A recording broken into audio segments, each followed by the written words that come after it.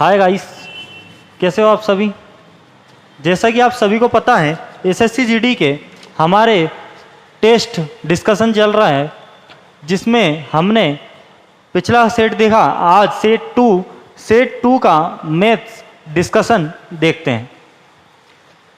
51 question पे आपका maths start हुआ है। 51 क्वेश्चन किसी कक्षा के 72% विद्यार्थियों ने हिंदी तथा 44% ने अंग्रेजी विषय लिया। यदि प्रत्येक विद्यार्थी ने हिंदी तथा अंग्रेजी में से कम एक विषय लिया हो तथा 40 विद्यार्थियों ने दोनों विषय लिए हों, तो कक्षा में विद्यार्थियों की कुल संख्या कितनी है। देखिए, हिंदी ने कितने लिए? हिंदी है अपना 44%, हिंदी अपने 72% ने क्या लिया है? हिंदी। 44% ने, और फिर इंग्लिश कितने ने लिया? इंग्लिश हमारा लिया है 44% ने। ठीक है, दो सब्जेक्ट हैं, हिंदी और इंग्लिश। पर आप जैसे आप सबको पता है 44% प्लस 72% कितना होता है? 116 होता है। अब हर चीज़ अपने आप में कितनी होती है? 100%। तो यहाँ से स्पेशल कितना आ गया? 16%। ये क्या है 16%? जो दोनों वाला पार्ट है, हिंदी और इंग्लिश, इसमें दोनों में कितना आया? 16%। अब 72% हिंदी है, पर सिर्फ हिंदी कितना है? सिर्फ हिंदी 100% में से घटा दो आप, तो 100 में से 72 घटाओगे तो 28% सिर्फ हिंदी। और 44% इंग्लिश है, तो सिर्फ इंग्लिश की बात हो, सिर्फ इंग्लिश कितना होगा हमारा? 56%। उसने बोला है कि 40 विद्यार्थियों ने दोनों विषय लिए। अपने दोनों कितने हैं? 16%। अपने 16% है दोनों, ठीक है। और उसके कितने हैं? उसके कितने हैं? 40। जो 4 चुकू 16, 4 धम 40, 2 दूनी 4, 2 पंजे 10, 2 एकम 2, 2 दूनी 2.5। तो 1% की वैल्यू कितनी आ गई हमारी? 2.5। तो 100% हमेशा हर चीज़ कितनी होती है? 100%। 1 को 100 बनाने के लिए कितने गुणा करेंगे? 100 का। तो 2.5 को 100, 2.5 से 100 का गुणा करेंगे तो हमारा आ जाएगा 250। तो यही टोटल स्टूडेंट्स थे। उसने पूछा तो कक्षा में कुल विद्यार्थियों की संख्या कितनी है? 250। 52वां क्वेश्चन देखते हैं। 52वां क्वेश्चन देखते हैं। चलिए 52 क्वेश्चन देखते हैं। 52 क्वेश्चन देखते हैं। एक परीक्षा में लड़के तथा लड़कियों की कक्षा के प्राप्तांकों का औसत ए है। एक कक्षा में लड़के तथा लड़कियां 3:1 के अनुपात में है। यदि कक्षा के लड़कों के प्राप्तांकों का औसत A+1 है, तो लड़कियों के प्राप्तांकों का औसत बताना। तो एवरेज का क्वेश्चन है ये। किस किस की बात हो रही है? एक है हमारा बॉयज़ और एक है हमारा गर्ल्स। तो बॉयज़ का एवरेज, गर्ल्स का एवरेज। अब उसने हमें दिया है कि एक परीक्षा में लड़के तथा लड़कियों की कक्षा के प्राप्तांकों का औसत ए है, मतलब कुल मिला के एवरेज कितना दिया हमें? ए। और फिर कहता है कि कक्षा में लड़के तथा लड़कियों की संख्या का अनुपात 3:1 है, मतलब 3 किसका है? बॉयज़ का, और 1 किसका है? गर्ल्स का। यदि कक्षा के लड़कों के प्राप्तांकों का औसत A+1 है, लड़कों के कितने हैं? A+1। A+1 किसका है? लड़कों का। फिर कहता है यदि कक्षा में लड़कों का प्राप्तांकों का औसत A+1 है, तो लड़कियों का प्राप्तांकों का औसत क्या है? ये पूछा है हमसे, ये पूछा है। तो बस आप यहाँ से एलिगेशन लगा सकते हो। यहाँ 4 ऑप्शन दिए गए हमें। A+, इसको बाया ऑप्शन करेंगे, A+3, A-3, A+2, A-2। तो यहाँ पे हम एलिगेशन लगाएंगे तो हमेशा बड़े में से छोटा घटता है। A+1 में से A घटेगा। देखो, A+1 में से A घटेगा तो क्या 1 आना चाहिए? आ रहा है A, ये प्लस का और ये माइनस का, तो बचा क्या? +1। और यहाँ भी क्या है? +1। रिजल्ट +1 आया। तो बस अब यहाँ पे हम क्या रखें? हम ऑप्शन नंबर 2 रखते हैं। यहाँ रखते हैं A-3। A-3 में से A घटाओगे, A-3 में से A घटाओगे तो यहाँ से हमारा 3+ का आ जाएगा। ठीक है, तो A-3 ये प्लस A हो जाएगा। तो यहाँ से ये माइनस माइनस प्लस हो जाएगा, -A माइनस, फिर ये हमारा देखो यहाँ से हमारा ए माइनस 3 माइनस ए, ठीक है। तो यहाँ से अपना प्लस हो जाएगा, ये माइनस प्लस कट जाएगा, तो हमारा कितना हो जाएगा पॉजिटिव का 3, पॉजिटिव का 3 हो जाएगा, ठीक है। चलिए फिर हमारा यहाँ 3 आ रहा है, तो हमारा ऑप्शन सेटिस्फाई हो रहा है, मतलब हमारा ऑप्शन 2 सही है। 53 क्वेश्चन देखते हैं, पार्टनरशिप का क्वेश्चन है।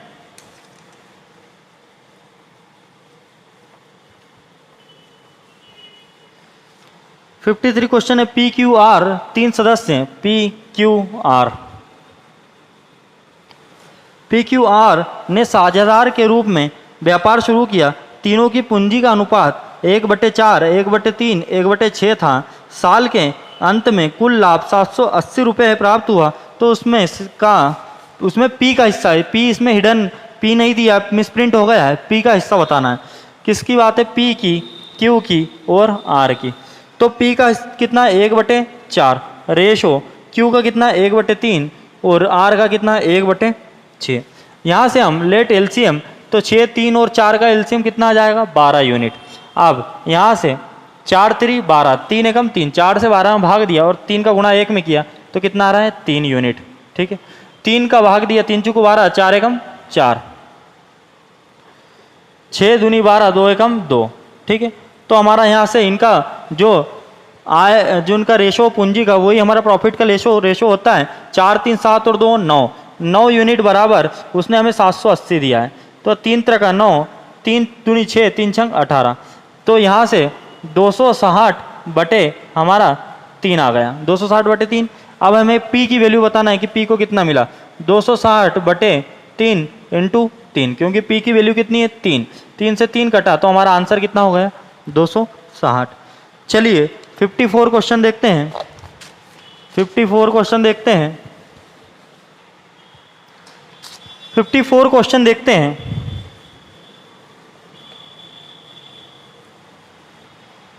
54 क्वेश्चन है, 1.27 के ऊपर बार संख्या p बटे क्यू के रूप में किसके बराबर है?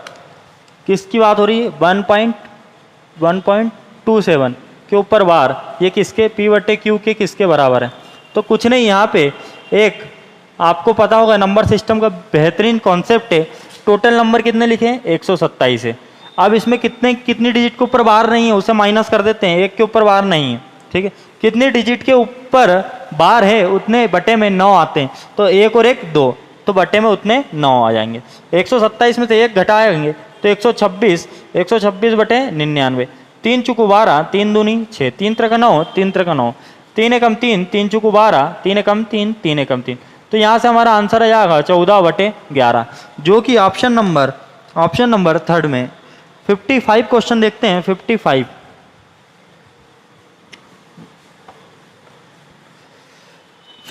क्वेश्चन है, जिसमें 0.9 कॉमा 0.9 के ऊपर बार कॉमा 0.09 के ऊपर बार कॉमा 0.09 के ऊपर बार, इसमें सबसे बड़ी संख्या बताना है, इसमें सबसे बड़ी संख्या बताना है। तो आप इसका सॉल्यूशन देखो, 0.9 है तो इससे हम क्या लिख सकते हैं, यहाँ दशमलव हटेगा तो 9/10 लिख सकते हैं। फिर क्या है 0.9 के ऊपर बार, 0.9 के ऊपर बार मतलब 9 रिपीट होगा कितने टाइम्स, इन्फिनिटी टाइम्स। 0.9999 ये कहाँ तक है, इन्फिनिटी तक। फिर क्या है 0.09, अब यहाँ पे 9 के ऊपर बार है तो 0.0 फिर 9 फिर 999 ऐसा रिपीट हो रहा है, ठीक है। यहाँ क्या है 0.09 0.09 09 के ऊपर बार है तो यहाँ पे 0.09 09 09 09 ऐसा रिपीट हो रहा है। तो इसमें सबसे बड़ी संख्या क्या है, ऑप्शन नंबर 2, क्योंकि 9999 रिपीट हो रहा है इन्फिनिटी टाइम्स। तो सबसे बड़ी संख्या क्या हो जाएगी 0.9, जो कि ऑप्शन नंबर आपके ऑप्शन नंबर 2 में। चलिए 56 क्वेश्चन देखते हैं, रिमाइंडर थ्योरम का है।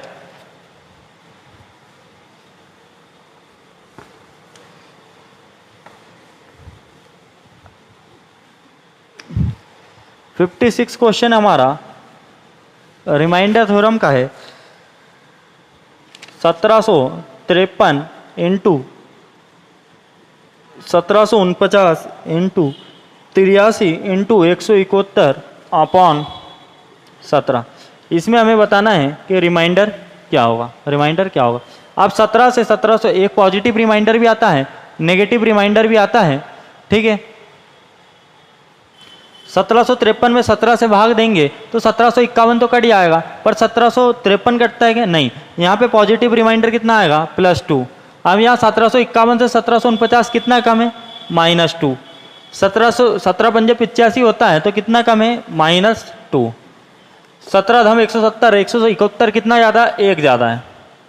तो यहाँ पे आप मल्टीप्लाई करिए, 2 दूनी 4, 4 दूनी 8, 8 एकम 8, क्योंकि देखो ये पॉजिटिव हो जाता है, इवन टाइम्स 2 दूनी 4, 4 दूनी 8, 8 एकम 8, 8/17। तो यहाँ से हमारा रिमाइंडर कितना हो जाएगा? 8। ठीक है, चलिए 57 क्वेश्चन देखते हैं। 57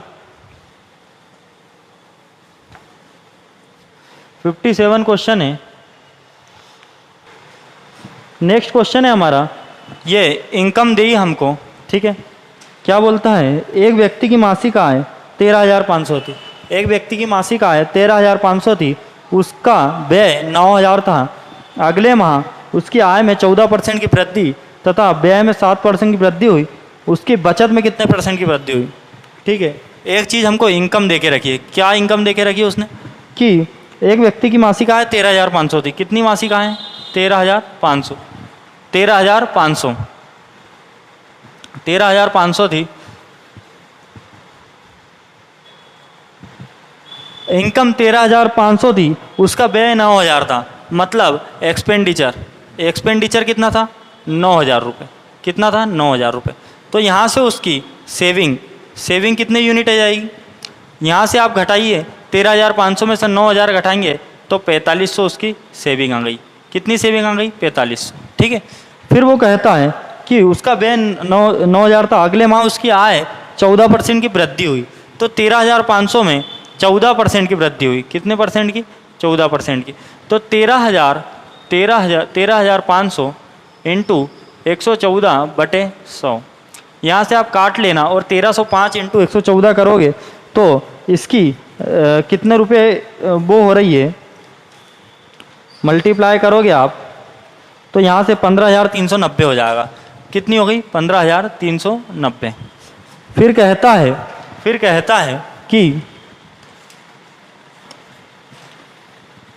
है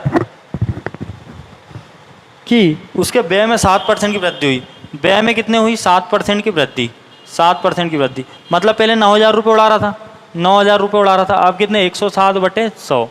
ये जीरो से ये जीरो, 107 इंटू 90 करोगे तो उसका नया व्यय आ जाएगा, 9,630। 9,630। तो अब नई सेविंग की बात करें उसकी, तो यहाँ से 15,390 में से 9,630 घटाओगे तो उसकी नई आ जाएगी 6,760। पहले वो 13,500 का हमारा था, फिर उसकी आय बढ़ी 15,390 हो गई। फिर 9,000 रुपये उड़ा रहा था जब 13,500 कमा रहा था, तो बचा कितने रहा था? 4,500 रुपये। फिर 13,390 हुई, 9,000 से खर्चा भी 9,630 हुआ, तो बचत कितने करने लगा? 6,760 रुपये। तो कितने रुपए ज़्यादा बचाने लगा? 1,260। कितने रुपए ज़्यादा बचाने लगा? 1,260। 1,260 रुपये ज़्यादा बचाने लगा। 1,260 रुपये ज़्यादा बचाने लगा। किस पे बचा रहे हैं? 4,500 पे इंटू 100। तो यहाँ से आप 2 जीरो से 2 जीरो काटोगे और इसमें भाग दोगे तो आपका आंसर आ जाएगा 28%। 28%। चलिए फिर नेक्स्ट क्वेश्चन 58 क्वेश्चन देखते हैं।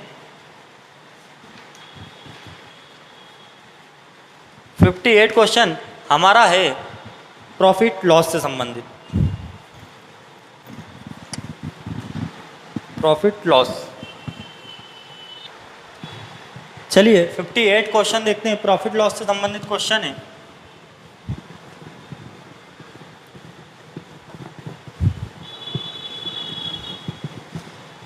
क्वेश्चन है, राहुल 2 मेज को 480 रुपये में खरीदता है। यदि वह एक मेज को 15% की हानि पर दूसरी मेज को 90% लाभ पर बेच दिया, यदि दोनों मेज का विक्रय मूल्य समान हो तो हानि पर बेची गई मेज का क्रय मूल्य कितना होगा? एक चीज़ होती है, 2 मेज है तो ये पहली मेज और ये दूसरी मैच। एक चीज़ होती है सीपी, एक चीज़ होती है प्रॉफिट या लॉस, एक चीज़ होती है एसपी। ठीक है, वो कहता है राहुल 2 मैच को 480 रुपये में खरीदता है। कितने रुपए में खरीदता है? 480 रुपये में खरीदता है। यदि वह एक मैच को 15% हानि पर 3/20, 20 पे 3 हानि मतलब कितने में? 17 रुपये में बेच रहा है। फिर दूसरी मैच को 19% लाभ पर मतलब 19/100, तो 100 रुपये की चीज़ है, 19 रुपये लाभ हुआ तो कितने रुपये में बेच रहा है? 119 रुपये में बेचता है। तो हानि पर बेची गई वस्तु का क्रय मूल्य क्या होगा? विक्रय मूल्य समान है, तो विक्रय मूल्य हमारा कितना है? 17 और इसका कितना है? 119। समान है क्या? नहीं, तो समान कर लेते हैं। यहाँ 7 से 17 सती 119, यहाँ 7 से किया तो यहाँ भी 7 से, यहाँ 7 से किया तो यहाँ भी 7 से। 7 दूनी 40 तो 140 तो ये हो गया, 7 × 21 - 21 तो ये हो गया, 17 सती 119 तो 119 तो ये हो गया। और यहाँ 100 पहले से था, ये 19 प्रॉफिट था, 119 रुपये एसपी था। तो यहाँ से हमें उसने कोई क्या दे के रखा? सीपी दे के रखा दोनों को। अपना 140 और 100 को इंक्लूड करेंगे तो कितना होगा? 240। अपना बराबर उसका 240 दूनी 480, तो 1 बराबर 2 यूनिट। अब वो बोल रहा है कि हानि पर बेची गई वस्तु का क्रय मूल्य, तो हानि ये प्रॉफिट है, ये लॉस है, तो लॉस वाला क्रय मूल्य क्या है? 140, 140 × 2, और प्रॉफिट वाला क्या है? 100, 100 × 2। तो यहाँ 14 दूनी 28, 280, 100 दूनी 200, तो हमारा आंसर 280 रुपये और एक आंसर है 200 रुपये, जो कि ऑप्शन नंबर 2 में मिल जाएगा। 59 क्वेश्चन देखते हैं एसआई का, बहुत प्यारा सा क्वेश्चन है।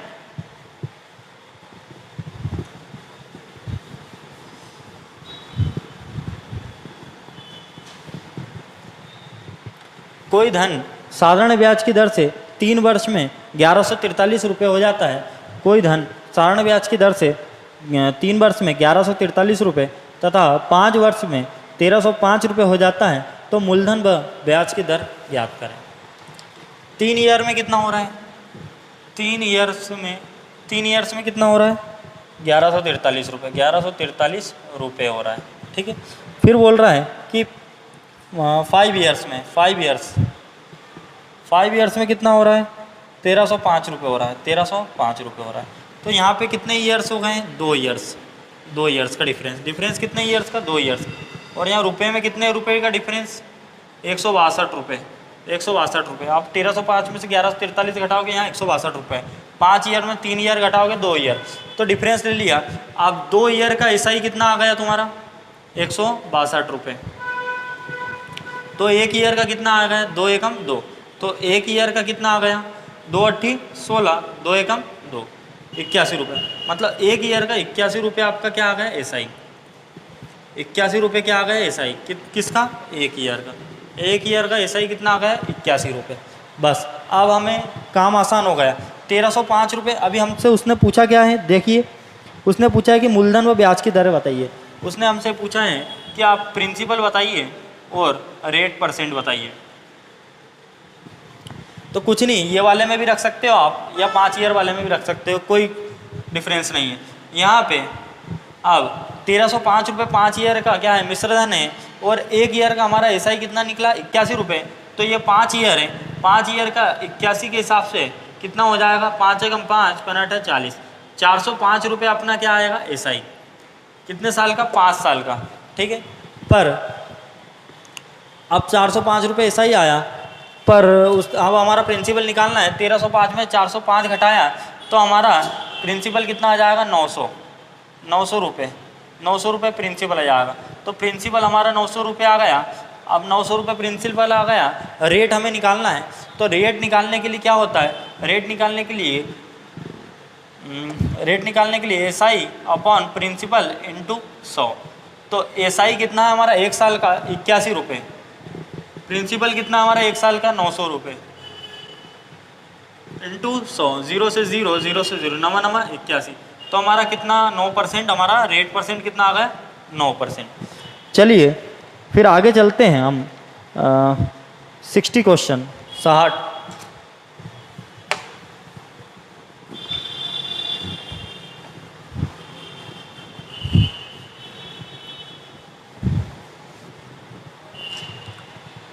किसी धनराशि का 5% की दर से 2 वर्ष का चक्रवृद्धि ब्याज बस साधारण ब्याज का अंतर 450 रुपये है, तो वह धनराशि क्या है?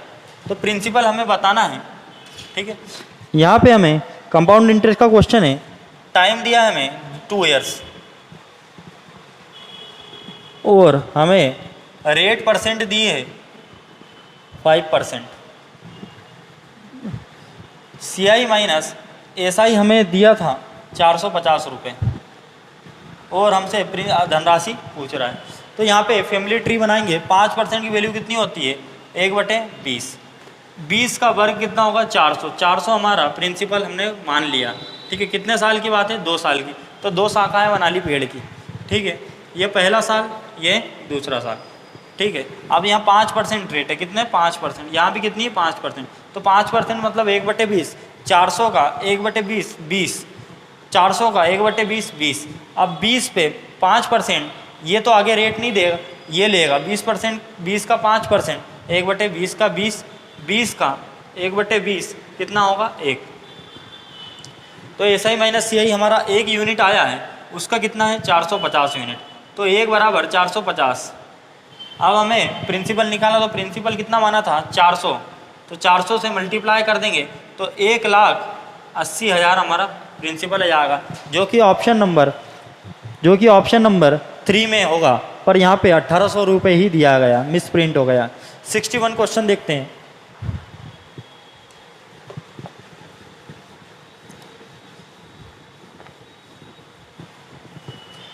क्वेश्चन हमारा टाइम एंड वर्क का एक बहुत प्यारा सा सवाल है।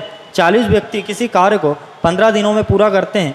यदि वही कार्य 3 दिन में पहले पूरा करवाना हो तो कितने अतिरिक्त व्यक्तियों की आवश्यकता होगी? 40 व्यक्ति किसी कार्य को 15 दिन में करवाते हैं, पर उन्हें 3 दिन पहले करवाना है। 15 से 3 दिन पहले मतलब 12 दिन में करवाना। तो कितने अतिरिक्त व्यक्तियों की आवश्यकता होगी? मतलब 40 तो करेंगे और कुछ एक्स्ट्रा करेंगे। तो वो एक्स्ट्रा क्या है? एक्स। उसकी एक्स की वैल्यू बताना है। तो 3 चुकू 12, 3 पचे 15, 4 धम 40, 10 पंजे 50 बराबर 40 प्लस एक्स। अब यहाँ पे 40 का इधर ट्रांसफर हो जाएगा, 50 माइनस 40 बराबर एक्स। 50 माइनस 40 कितना हो जाएगा? 10। तो एक्स की वैल्यू कितनी आ गई? 10। और यही हमारा आंसर था, जो कि ऑप्शन नंबर 4 में। 62 क्वेश्चन देखते हैं। 62 क्वेश्चन हमारा ट्रेन से संबंधित क्वेश्चन है। 62 क्वेश्चन है। एक रेलगाड़ी एक खंबे को 15 सेकेंड में पार करती है तथा एक 100 मीटर लंबे प्लेटफॉर्म को 30 सेकेंड में पार कर लेती है। तो रेलगाड़ी की चाल व लंबाई होगी। रेलगाड़ी की चाल व लंबाई होगी। चलिए, 4 ऑप्शन दिए थे हमें। पहला 20 मीटर प्रति सेकेंड व 100 मीटर। सेकेंड ऑप्शन दिया था 20/3 किलोमीटर प्रति सेकेंड व 100 मीटर। थर्ड ऑप्शन दिया था 50 मीटर प्रति सेकेंड व 200/3 मीटर। फोर्थ ऑप्शन था नन, इनमें से कोई नहीं। ये 4 ऑप्शन दिए थे। अब उसने हमें क्या दिया है? सबसे पहले एक रेलगाड़ी एक खंबे को 15 सेकंड पार करती है। जब भी रेलगाड़ी खंबे को पार करेगी, खंबे की कोई दूरी नहीं होती, सिर्फ रेलगाड़ी की दूरी काउंट होगी। तो हम रेलगाड़ी की दूरी मान रहे हैं L1। रेलगाड़ी की दूरी हो गई x मीटर, ठीक है। एक खंबे को 15 सेकंड में पार करती है। टाइम मतलब T1 कितना दिया है? 15 सेकंड। अब L1 मतलब डिस्टेंस दे दी हमको, T1 दे दिया है। तो स्पीड निकालने, स्पीड का फार्मूला क्या होता है? Distance upon time. तो यहाँ पे स्पीड बराबर D/T, मतलब डिस्टेंस कितनी है? x metre. टाइम कितना है? 15 सेकेंड। तो x मीटर प्रति सेकेंड हमारा क्या आ गया है? स्पीड। स्पीड कितनी आ गई? 100/15 मीटर प्रति सेकेंड। फिर आगे बोलता है तथा 100 मीटर लंबे प्लेटफॉर्म को 30 सेकेंड पार करती है। अब 100 मीटर लंबा प्लेटफॉर्म है तो ट्रेन की दूरी भी काउंट होगी और प्लेटफॉर्म की दूरी काउंट होगी। तो यहाँ से T2, जब वो ट्रेन को तो दूरी काउंट होगी और प्लेटफॉर्म की 100 मीटर, जब वो प्लेटफॉर्म को पार करती है तो टाइम मतलब T2, यहाँ तो L2 हो या अपनी लेंथ हो गई। तो T2 दूसरा टाइम दिया हमें 30 सेकेंड में पार करती है। कितने टाइम में? 30 सेकेंड में। तो रेलगाड़ी की चाल व लंबाई याद करें। तो यहाँ से T2 हो गया तो S2 भी निकाल सकते हैं, स्पीड निकाल सकते हैं। तो x + 1 x + 100/30 मीटर प्रति सेकेंड, ये हो गया। अब यहाँ से हमारी S2 भी आ गई, ठीक है। ये स्पीड हमारी पहली है और ये स्पीड हमारी दूसरी है। अब इनको इक्वल में रख देते हैं तो एक्स की वैल्यू निकल के जाएगी, और एक्स की वैल्यू उसने हमसे पूछी है कि ट्रेन की लंबाई बताइए और क्या बताना है, स्पीड बताना है ट्रेन की। तो यहाँ देखो पहले तो ये ऑप्शन वैसे ही एलिमिनेट होगा, किलोमीटर प्रति घंटा होता है, तो ये ऑप्शन तो एलिमिनेट हो गया। अब यहाँ पे देखते हैं x/15 बराबर x+1 x+100 अपॉन 13, 15 दूनी 30, 2 का गुणा x में 2x, x+100, x इधर आएगा तो 2x माइनस x बराबर 100, तो 2x में से x गया, x बराबर 100, तो x की वैल्यू कितनी आ गई 100। अब यहाँ x की वैल्यू आ गई, तो x की वैल्यू 100 और हमारा ट्रेन की तो दूरी आ गई 100, तो 100 मीटर तो आएगा ही, ठीक है। तो यहाँ तो 200/3 मीटर है, ये ऑप्शन भी एलिमिनेट हो गया। बस हमारा एक आंसर बचा तो यही होगा, नन तो हो ही नहीं सकता। देखो कैसे, 100/15, 5 3 15, 5 दूनी 10, तो आंसर 20/3 मीटर प्रति सेकेंड। चलिए हम 63 क्वेश्चन देखते हैं।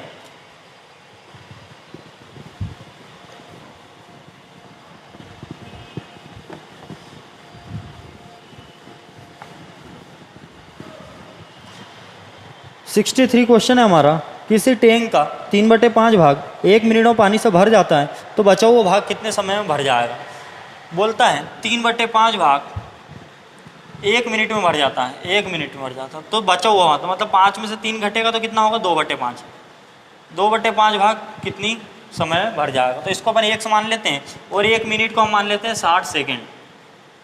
अब यहाँ पे तिर्यक गुणा कर सकते हैं, तो x का गुणा 3/5 में, 3/5 इंटू एक्स बराबर 2/5 इंटू 60, 3 दूनी 6, अब यहाँ से 5 चुको 20, अब ये 4 दूनी 8 इंटू ये 5 इधर चले आएगा, तो x की वैल्यू आ जाएगी हमारी 8×5 40 सेकेंड। तो हमारा आंसर आ जाएगा 40 सेकेंड। चलिए 64 क्वेश्चन देखते हैं, बहुत अच्छा क्वेश्चन है।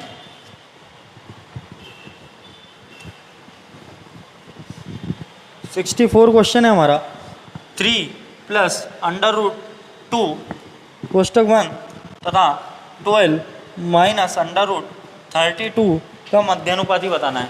कहाँ क्या बताना है हमें, मध्यानुपाती। तो मध्यानुपाती बताना है। मध्यानुपाती का कंसेप्ट क्या होता है, मध्यानुपाती का कंसेप्ट होता है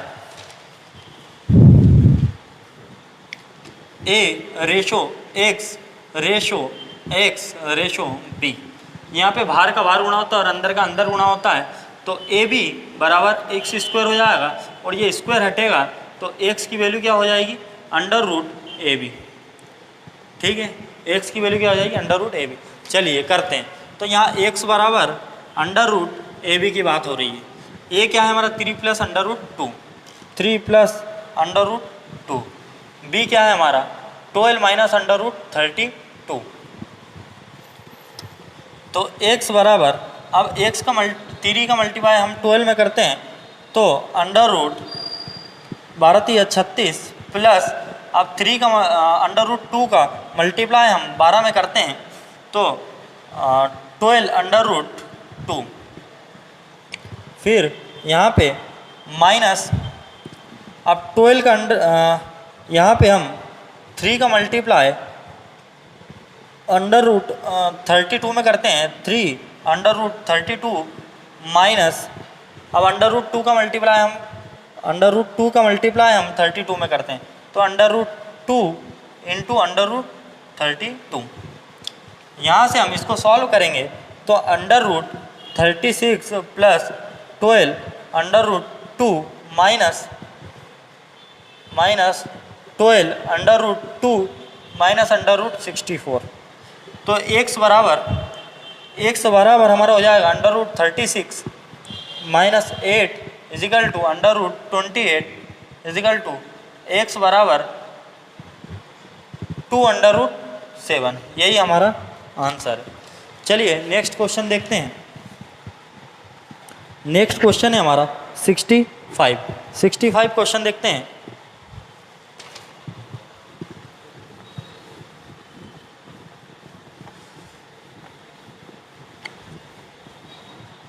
65 क्वेश्चन है, 12 संख्याओं का औसत 15 है, प्रत्येक संख्या में 3 जोड़ दिया जाए तो औसत क्या होगा। 12 संख्या का औसत कितना है 12 नंबर्स का औसत कितना है 15 एवरेज। तो प्रत्येक में 3 जोड़ दिया जाए। जब भी प्रत्येक संख्या में 3 जोड़ेंगे तो एवरेज में भी 3 जोड़ना ही पड़ेगा। तो 15 में हम डायरेक्ट 3 जोड़ के अपना आंसर दे सकते थे। 15 और 3 18, क्योंकि जब नंबर्स में 3 जोड़ेंगे तो ऑब्वियसली एवरेज भी बढ़ेगा। तो 12 संख्या का औसत 15, प्रत्येक संख्या में 3 जोड़ दिया है तो औसत क्या होगा 15 में डायरेक्ट 3 जोड़ के हम अपना आंसर 18 दे सकते हैं। 66 क्वेश्चन है, ये हमारा एज का क्वेश्चन है। अनिल व उसके पिता की आयु का अनुपात 9:25 है तथा उनकी आयु का गुणनफल 900 है, तो अनिल के पिता की आयु कितनी है। ठीक है, अब किसकी बात हो रही है, अनिल की बात हो रही है और उसके फादर की बात हो रही है। उनकी अनिल व उसके पिता की आयु का अनुपात 9:25 है। अब हमेशा वेरिएबल लेना चाहिए इस रेशो में, तो इनका गुणनफल उसने दे के रखा है 9x और 25x का गुणनफल उसने दे के रखा है 900 यूनिट। अब यहाँ से 25 नाम 225 x का गुणा x से, तो x स्क्वायर हो जाएगा बराबर 900। 15 से 15 एकम 15, यहाँ पे 7, 15 5 75, 15 x स्क्वायर बराबर 15 छके 90, 15 एकम 15, 15 चौकू 60। तो यहाँ से आप सीधा सीधा x स्क्वायर बराबर 4 लिख सकते हैं, और x बराबर जब स्क्वायर हटेगा तो अंडर रूट लगेगा, अंडर रूट 4, तो x बराबर 2। x की वैल्यू कितनी आ गई 2। यहाँ पे आप पुट कर सकते हो, उसने बोला है तो अनिल के पिता की आयु कितनी होगी। अनिल के पिता की आयु 25x है, यहाँ x की वैल्यू आप पुट करोगे 2, तो यहाँ से 25 × 2 क्या हो जाएगा 50, और यही अपना आंसर जो कि ऑप्शन नंबर 2 में मिलेगा। 67 क्वेश्चन देखते हैं।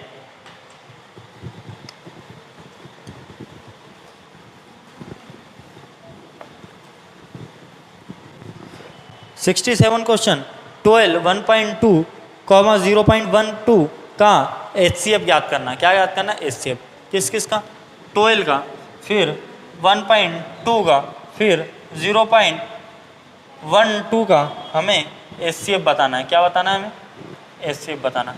चलिए यहाँ पे देखते हैं 12 1.2 को हटाएंगे, पॉइंट घटाएंगे 12/10, यहाँ कुछ नहीं है तो 1 आएगा, फिर 12/100।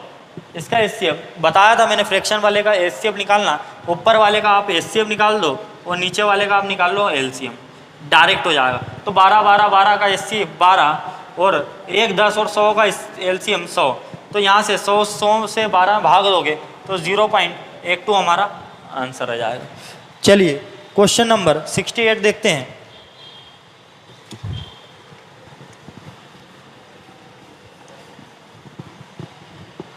क्वेश्चन नंबर 68 है, भिन्न 4/7 का कौन सा भाग उसी में जोड़ा जाए कि योग 1 सही 1/14 प्राप्त हो। ठीक है, 4/7 में कौन सा भाग जोड़ा जाए कि 1 सही 1/14 प्राप्त हो। यहाँ 4 ऑप्शन दिए थे हमें, 1/2, 7/8, 3/7, 7/4। यहाँ पे हमें ऑप्शन का यूज़ करना था। इसका आंसर है फर्स्ट वाला 4/7। x की जगह आप पुट करते 1/2 बराबर 1 सही 1/14। तो यहाँ से 14 एकम 14, 15/14। अब 15/14 आना चाहिए इसको सॉल्व करने पे, तो आपका आंसर सही 2 चुकू 8 प्लस 7 एकम 7, 7 दूनी 14। तो यहाँ से हम देख सकते हैं 8 7 15, 15/14 बराबर 15/14। तो ऑप्शन सेटिस्फाई हो गया, मतलब हमारा आंसर सही है। ठीक है, फिर नेक्स्ट क्वेश्चन पे चलते हैं। 69 क्वेश्चन है, एलजेब्रा का बहुत ही अच्छा क्वेश्चन है।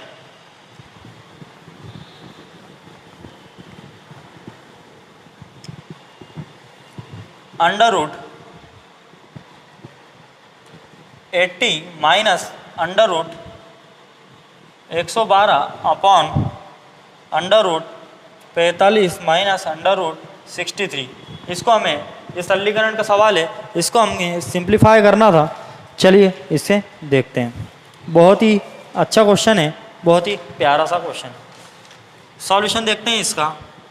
अंडर रूट, अब 80 को ऐसे फैक्टर से तोड़ो कि स्क्वायर रूट निकल के जाए। 16 पंजे 80 होता है, ठीक है, इसके फैक्टर्स देखें तो, और 16 सती 112 होता है। कितना होता है 16 सती 112 अपॉन यहाँ पे 9 5 45 अंडर रूट 9 × 5 माइनस 7 7 2 7 9 63, 9 7 63।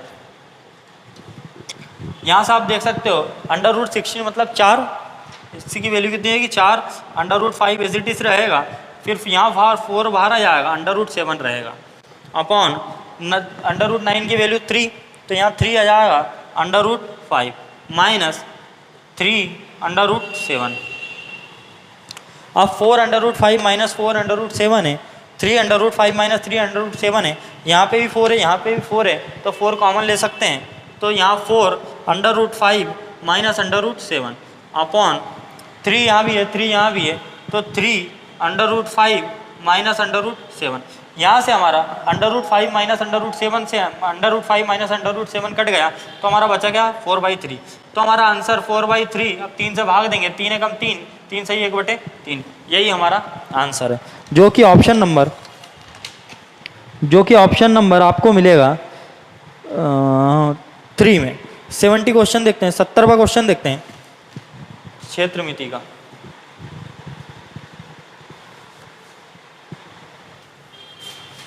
सत्तरवां क्वेश्चन देखते हैं, चलिए।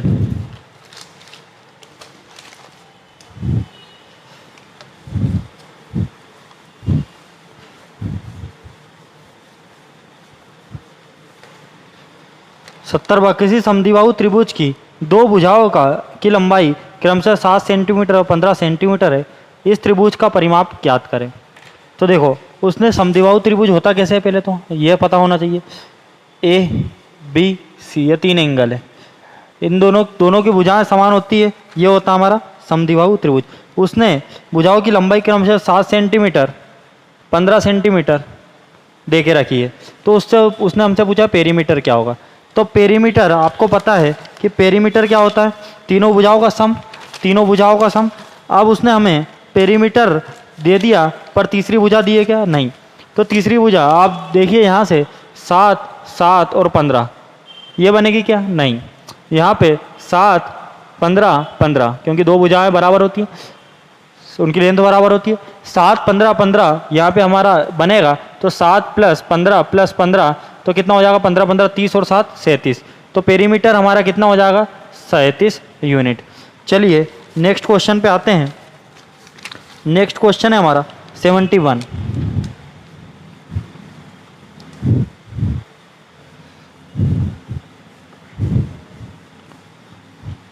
71 क्वेश्चन है कि यदि एक वर्ग तथा एक वृत्त का क्षेत्रफल समान है तो इनके परिमापों का अनुपात क्या होगा।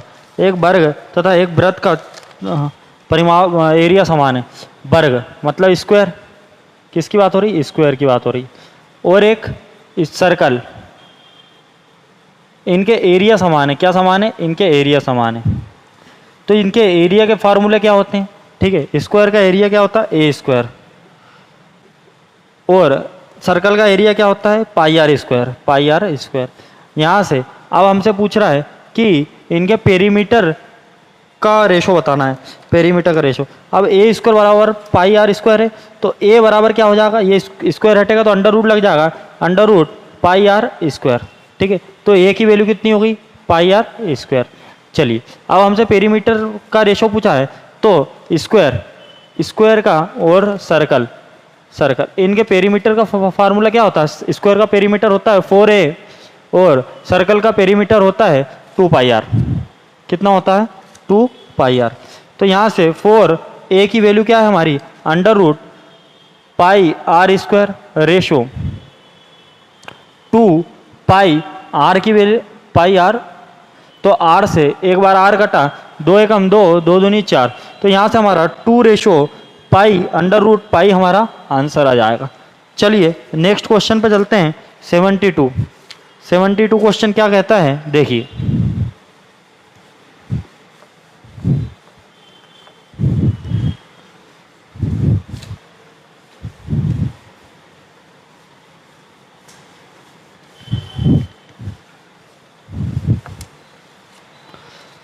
हमारा 72 क्वेश्चन कहता है एक बेलन की ऊंचाई 10 सेंटीमीटर है तथा इसके आधार की परिधि 88 सेंटीमीटर है, तो बेलन का आयतन क्या होगा। सबसे पहले ये देख लेते हैं बेलन होता कैसा है। बेलन को कुछ इस प्रकार होता है, ठीक है। अब वो बोल रहा है कि बेलन की हाइट कितनी देखी रखी उसने 10 सेंटीमीटर, बेलन की हाइट कितनी देखी रखी 10 सेंटीमीटर। और बेलन का जो आधार होता है, बेलन का आधार मतलब ये बेलन का आधार जो होता है वो वृत्त की परिधि वृत्त के जैसा होता है। तो वृत्त की परिधि ये दोनों एक ही चीज़ हो जाती है, बेलन का आधार और वृत्त की परिधि एक ही चीज़ हो जाती है। क्या होती है बेलन वृत्त की परिधि 2πr, और बेलन का आधार भी क्या होता है 2πr, क्योंकि वो शेप कैसा है वृत्त का है। अब उसकी वैल्यू देके रखी है 2πr की वैल्यू देखे रखी है 88। तो यहाँ से कितनी टाइम्स कटा 44 टाइम्स कटा, तो 22/7 इंटू r बराबर 44। ये 7 इधर चले जाएगा बटे 22, 22 दूनी 44, 7 दूनी 4, 14। तो रेडियस की वैल्यू कितनी आ गई 14 सेंटीमीटर। अब वो बोलता है इनका बेलन का आयतन बताना। तो बेलन का आयतन का फार्मूला होता है πr² h।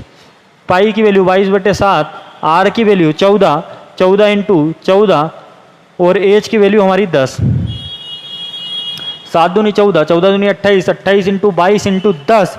जब आप मल्टीप्लाई करोगे तो आंसर आएगा 6160 घन सेंटीमीटर। चलिए नेक्स्ट क्वेश्चन देखते हैं 73।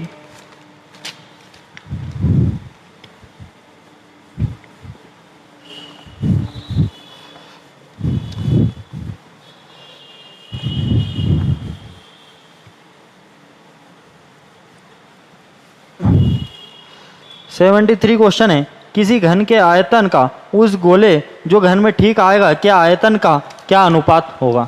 चलिए तो गोले की रेडियस क्या होती है सबसे पहले ये बताइए। गोले की जो रेडियस होती है वो घन की भुजा की हाफ होती है, घन की भुजा की हाफ होती है। एक सर्कल है उसमें अंदर एक स्क्वायर है, उसके अंदर एक सर्कल है, तो ये होती है रेडियस। तो वो बोल रहा है घन का वॉल्यूम रेशो गोले का वॉल्यूम, घन का वॉल्यूम क्या होता है a क्यूब और गोले का आयतन क्या होता है 4/3 पाई। अब पाई r क्यूब, 4/3 पाई r क्यूब।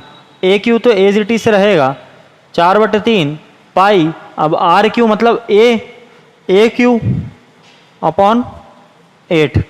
यहाँ से हमारा पूरा कट जाएगा a क्यूब से a क्यूब कट जाएगा, 4 एकम 4, 4 दूनी 8।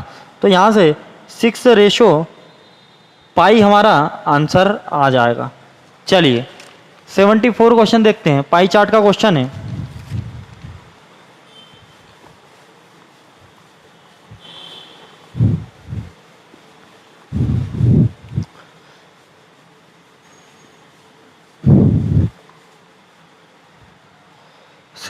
क्वेश्चन है हमारा, एक पाई चार्ट बना के दिया है उसने कुछ इस प्रकार।